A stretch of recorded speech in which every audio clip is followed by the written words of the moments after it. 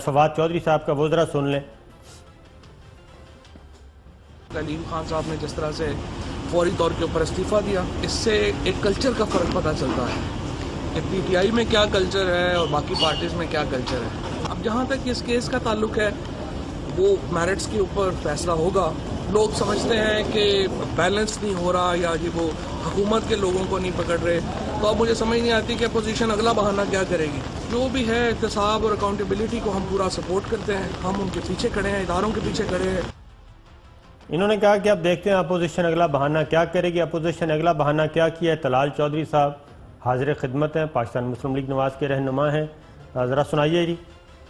जब से वजीर आला जब भी बनना होता है तो नैब की तरफ से नोटिस आ जाते हैं। पहले भी अलीम खान को नोटिस आया कि कहीं वो इनके जो वजीर आला ना बन जाए। अब फिर वजीर आला बनने की बात आई तो पता चला है कि फिर कार्रवाई हुई है।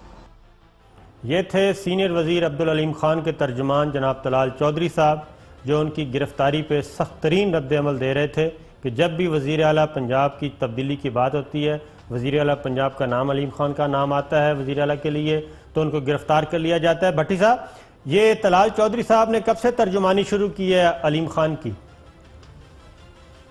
देखिए साबर साहब, अपोजिशन मैं पहले दिन से कह रहा हूँ उसूलों की सियासत नहीं कर रही। उसकी असल बेस है, उसने हुकूमत को चलने नहीं देना। आपने एपीसी का चेयरमैन शहबाज को बुला सवाब को बना लिया, आपका हक था, जो मर्जी कर लें।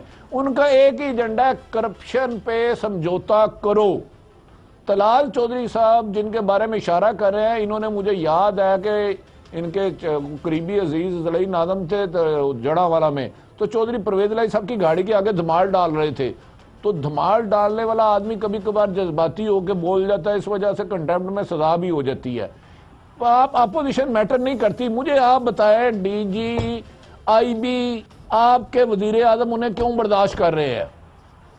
मेरा सारा चीजें आप नैब को करना चाहते, सुप्रीम कोर्ट करना चाहते हैं, तो गुड गवर्नर साहब अब आपको कब देंगे? मेरा तो सवाल हुक्मरानों से, मैं तो क्योंकि इमरान खान को क्रेडिबल आदमी समझता हूँ। अच्छा, मैं आपको तो वो ऑनेस्ट है। मैं आपको पूरी बात बता देता हूँ।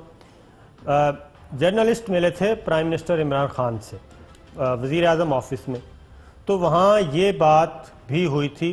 और चौधरी गुलाम हुसैन साहब, आपके और हमारे बहुत अच्छे दोस्त भी हैं, बुजुर्ग हैं, उन्होंने भी ये सवाल उठाया था और रऊफ क्लासरा साहब ने भी उठाया था, और कि ये दोनों अफसरों का नाम लिया था, DGIB डॉक्टर सलमान का भी और आज़म खान साहब का भी। तो इमरान खान साहब ने कहा कि जो मुझे ब्रीफिंग दी गई है उसमें ये कहा गया है कि इनके खिलाफ तो कुछ भी नहीं है, बहुत नॉमिनल से चार्जेस हैं और ये उसमें से निकल जाएंगे। ये उनको ब्रीफ किया गया। ब्रीफ करने वाला कौन था ये मुझे समझ नहीं आई, हमने भी नहीं पूछा, लेकिन उनको मेरा ख्याल है कि अंधेरे में रखा है। लेकिन अखलाकी तौर पे आप दुरुस्त कह रहे हैं कि इमरान खान साहब को अपने इर्द गिर्द अगर इनको लगाना है तो इन्हें कहें कि आप जाएं, क्लीन चिट लें, अपने आप को क्लियर करवाएं, उसके बाद इनको अपॉइंट किया जा सकता है। लेकिन जब चार्जेस हों और ख़ास तौर पे वज़ीर आज़म की प्रिंसिपल सेक्रेटरी की सीट है, फिर DGIB की सीट है, तो उसमें इन दोनों अफसरों को भी चाहिए, क्योंकि अगर वो प्राइम मिनिस्टर इमरान खान के खैर खां हैं दोनों अफसर, तो उनको भी चाहिए कि वो खुद ही स्टेप डाउन कर दें और इस मामले को आगे अपने आप को क्लियर करवाएं।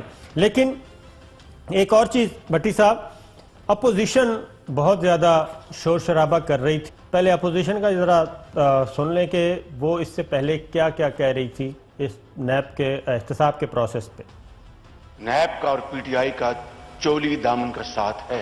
नैब के पीछे न्याजी है। पाकिस्तान तरीके इंसाफ नहीं, एक पाकिस्तान तरीके इंतकाम की सियासत करने की कोशिश कर रहे हैं। वो तो कहता है कि सारी अपोजिशन को जेल में डालूंगा।